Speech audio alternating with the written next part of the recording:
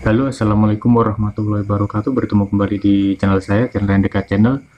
Referensinya para mahasiswa buat agar cepat selesai dalam mengerjakan skripsi. Kali ini saya akan memberikan contoh atau kita nanti langsung praktek untuk membuat proposal skripsi, dan kita nanti pasti di sini nanti Anda akan lebih paham di sini.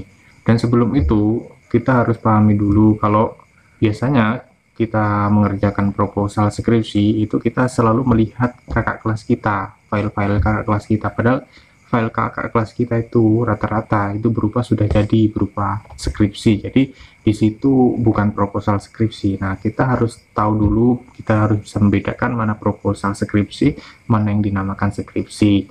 Nah, jadi ketika kita melihat skripsi kakak kelas kita, nah yang jadi itu malah kelihatan copy paste-nya. Anda melihat kelihatannya malah jadi copy paste-nya. Maka itu mari kita langsung buat saja bagaimana cara membuat proposal skripsi. Ayo langsung praktek. Bagi Anda yang tidak ingin molor dalam perkuliahannya, segera buka laptop Anda. Dan bagi Anda yang akan mengerjakan proposal skripsi, Anda masih bingung, simak videonya baik-baik. Dan bagi Anda yang ingin mengajari teman Anda untuk mengerjakan proposal skripsi, bisa simak baik-baik. Ayo sekarang buka laptop Anda segera. Jadi di sini saya tidak memakai font 12, saya hanya memberi contoh. Jadi kita itu harus punya gambaran ketika membuat proposal skripsi, atau kita dibilang bisa dikata lain itu rank-rank. Kita punya rank-rank. Di sini ada proposal skripsi. Secara umum proposal skripsi dari Kemendikti itu ada 3. Apa itu? Yaitu pertama adalah pendahuluan, kedua landasan teori, dan yang ketiga itu adalah metode penelitian. Nah, kalau di dalam proposal hal tersebut kita blur atau kita model subnumbering atau kita pakai abjad ABCD. Jadi di situ tetap aslinya di dalamnya itu ada pendahuluan, ada landasan teori, juga ada metode penelitian, tapi di sini kita model dengan abjad kalau di proposal skripsi. Jadi di sini bagian A yang biasanya di situ diisi dengan pendahuluan, diisi dengan latar belakang ya, dengan latar belakang. Nah, sebelum saya menjelaskan tentang latar belakang ini, sering ada mahasiswa itu yang karena dia tidak paham apa bagaimana, itu di sebelumnya latar belakang ini ditulis abstrak. Kenapa kok abstrak? Padahal kan yang pertama bagian awal itu adalah latar belakang, di situ ditulis abstrak. Nah, ini kelihatan copy paste-nya ini tidak mau memahami proposal skripsi ini.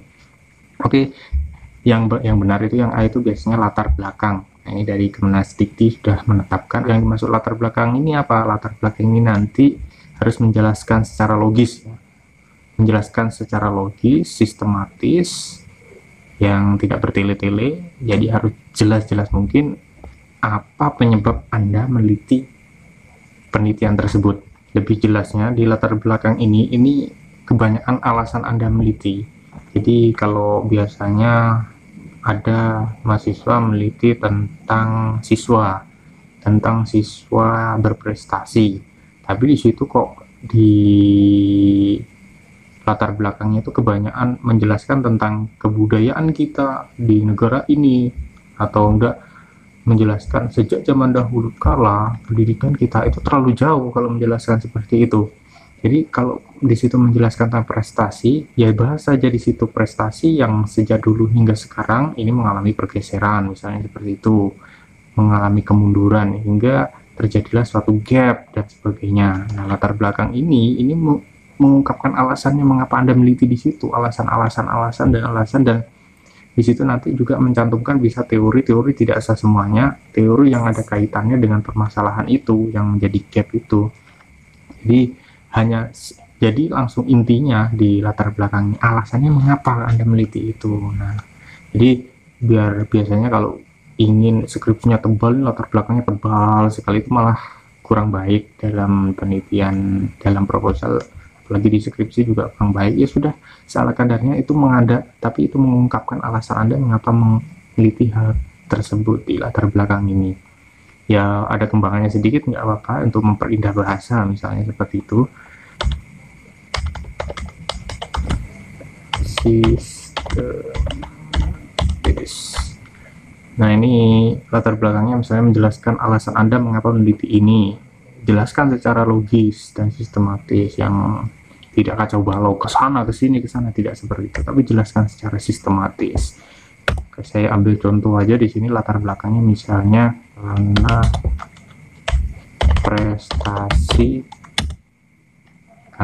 prestasi siswa ya, siswa. Nah, ini rank dulu. Jadi sini Anda nanti mencari alasannya sambil mengarang-ngarang gitu alasannya, dan juga mencari referensinya tentang prestasi siswa ini, dan Anda kaitkan, nah gapnya di mana atau keunikannya di mana, sampaikan di sini keunikannya kira-kira bagaimana, tapi ini tetap fokus di sini di prestasi siswa, misalnya seperti itu. Oke, selanjutnya ini yang B adalah rumusan masalah. Ya. Nah, di sini ada rumusan masalah. Rumusan masalah itu buatnya bagaimana? Jadi rumusan masalah itu adalah pertanyaan dari penelitian kita. Nanti yang akan kita cari itu apa dalam penelitian kita.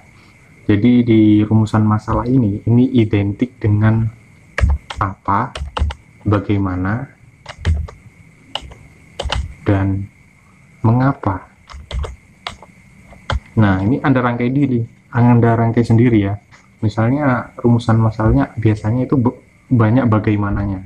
Bagaimananya ini yang bagian kedua, biasanya yang bagaimananya. Tapi biasanya juga ada yang apa, dan apa. Yang penting ini nanti akan menjadi landasan Anda meneliti, fokus Anda meneliti. Di sini nanti Anda harus mencari apa nanti mesti yang Anda cari nanti apa itu adalah faktor-faktornya yang nanti Anda akan temukan. Lalu bagaimana, misalnya nomor 2 ini bagaimana, nanti yang Anda akan cari adalah proses. Terus nanti yang mengapa itu yang Anda cari berarti dalam penelitian Anda adalah alasan, tapi itu nanti di skripsi. Ini proposal cuma gambaran, jadi apa yang menyebabkan prestasi siswa di mana, terus bagaimana bisa berprestasi, nah, terus mengapa kok bisa berprestasi, misalnya seperti itu, sudah jadi rumusan masalah. Terus yang bagian C ini ada tujuan penelitian. Nah, tujuan penelitian ini mudah sekali. Di sini adalah jawaban dari rumusan masalah. Misalnya untuk mengetahui prestasi siswa, terus untuk mengetahui bagaimana prestasi siswa, dan untuk mengetahui mengapa prestasi siswa. Nah, sekarang yang bagian D, manfaat penelitian. Biasanya ada 3 faktor dari manfaat penelitian ini. Bagi diri Anda sendiri bagaimana, bagi lembaga bagaimana, terus yang terakhir bagi keilmuan bagaimana. Nah, itu ada 3 faktor biasanya manfaat penelitiannya. Terus bagian E, kalau di skripsi bagian E ini sudah masuk ke bab 2, landasan teori. Tapi kalau di sini di proposal skripsi langsung aja di E, yaitu kajian teori. Jadi di kajian teori ini nanti Anda akan mencantumkan teori-teori. Tidak usah terlalu banyak teori-teori yang Anda butuhkan saja, dan teori-teori yang menyangkut pada penelitian Anda. Tidak usah terlalu menjabarkan, bukan. Teori itu bersifat pendek biasanya, paragrafnya pendek-pendek, karena itu teori-teori. Terus yang selanjutnya yaitu kajian pustaka. Nah, di kajian pustaka ini Anda nanti akan mencari penelitian terdahulu. Misalnya penelitian yang Anda bahas ini dulu pernah dibahas di penelitian kakak kelas Anda, terus Anda bahas lagi. Jadi di sini Anda harus mencari penelitian terdahulu ya. Nanti Anda harus mencari apa perbedaan penelitian itu, terus hal baru dalam penelitian itu Anda cari. Nah, itu biasanya di skripsi itu sudah dicantumkan itu penelitian terdahulunya, coba Anda cek perbedaan penelitian. Nah, di sini Anda menegaskan perbedaan penelitian Anda, yang beda dari penelitian Anda daripada penelitian kakak kelas Anda itu apa di situ di kajian pustaka ini ya. Terus di sini selanjutnya kerangka berpikir. Apa sih kerangka berpikir? Nah, di sini nanti kerangka berpikir bisa Anda menjelaskan di bab 1 saya menulis pendahuluan yang berisikan tentang ini, terus yang di bab 2 nanti saya akan menjelaskan kajian teori yang menjelaskan tentang apa saja. Misalnya nanti di pembahasan nanti saya akan menjelaskan tentang apa, mencari sub-sub babnya Anda jelaskan apa saja. Nah, di kerangka berpikir nanti seperti itu, Anda tinggal mengetik secara deskriptif atau secara tabel. Nah, itu tergantung dari kampus Anda, dari pedoman penelitian Anda. Tapi kerangka berpikir ini nanti kayak ini akan gambarannya nanti ketika Anda melakukan penelitian ini seperti apa, Anda tuliskan secara deskriptif. Nah, di situ kerangka berpikir. Nah, selanjutnya yang bagian H. Di sini sudah memasuki pada metode penelitian. Ya, bagian H jenis penelitian. Nah, di sini Anda tulis misalnya di sini jenis penelitian itu apa penelitian Anda? Apakah penelitian kualitatif ataukah kuantitatif? Atau penelitian Anda di sini di jenis penelitian ini mixed method atau campuran. Jadi menggabungkan antara kualitatif dan kuantitatif. Nah, ini kita reng-reng dulu yuk. Kita buat gambarannya. Ini nanti penelitiannya adalah kualitatif. Nanti di sini bukan hanya ditulis kualitatif ya. Ini Anda nanti tuliskan kualitatif, teorinya siapa, kualitatif itu nanti jelaskan sedikit dengan penelitian Anda yang akan Anda teliti dengan menggunakan kualitatif ini seperti apa. Nah, ini nanti jenis penelitiannya. Yang bagian selanjutnya yakni yang I, ini adalah apa? Teknik pengumpulan data, guys. Bagaimana maksudnya teknik pengumpulan data ini? Di sini Anda apa metode mengumpulkan data itu apa? Jelaskan nanti, jelaskan misalnya Anda mengumpulkan data dengan menggunakan metode apa ketika Anda mengumpulkan data, misalnya observasi, wawancara, atau dokumentasi. Terus yang selanjutnya yaitu ini masih dalam lingkup metode penelitian, yaitu adalah teknik keabsahan data. Ya, kita tulis dulu. Nah, kita kan sering bingung, teknik keabsahan data itu apa? Teknik keabsahan data itu nanti di dalamnya itu Anda harus menjelaskan penguatan-penguatan skripsi Anda. Nanti meyakinkan, misalnya, meyakinkan bahwa skripsi Anda itu benar-benar hasil karya Anda dan misalnya benar-benar hasilnya itu ilmiah, misalnya seperti itu. Jadi, tekniknya itu bagaimana? Misalnya teknik yang biasa dipakai itu perpanjang keikutsertaan misalnya. Nanti Anda baca-baca lagi, ketekunan, triangulasi misalnya. Misalnya teknik keabsahan data ini kita tulis saja. Ini paling banyak dipakai dalam penelitian triangulasi. Jadi di situ nanti dia membandingkan antara data yang dia dapat, yang dia catatkan dengan realitas nyata di tempatnya. Terus dari wawancaranya nanti di tiga yang didapat, misalnya observasi, wawancara, dokumentasi, itu nanti disamakan dengan di lapangan nanti benar-benar sama apa tidak. Nah, ini triangulasi, jadi biar data itu benar-benar ilmiah, seperti itu. Nah, yang selanjutnya bagian K itu ada teknik analisis data. Maksudnya gimana teknik analisis data ini?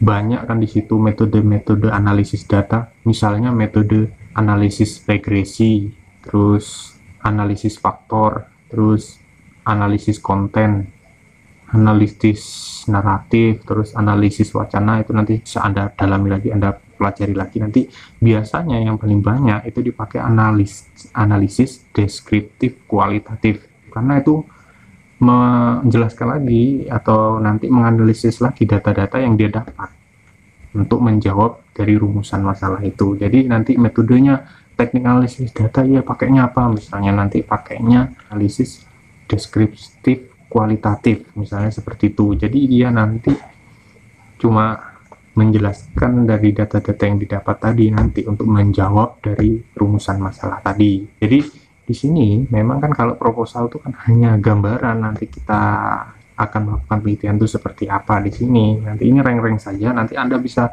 tiru di sini, tapi tetap mengacu pada buku pedoman penulisan skripsi dari masing-masing kampus ya.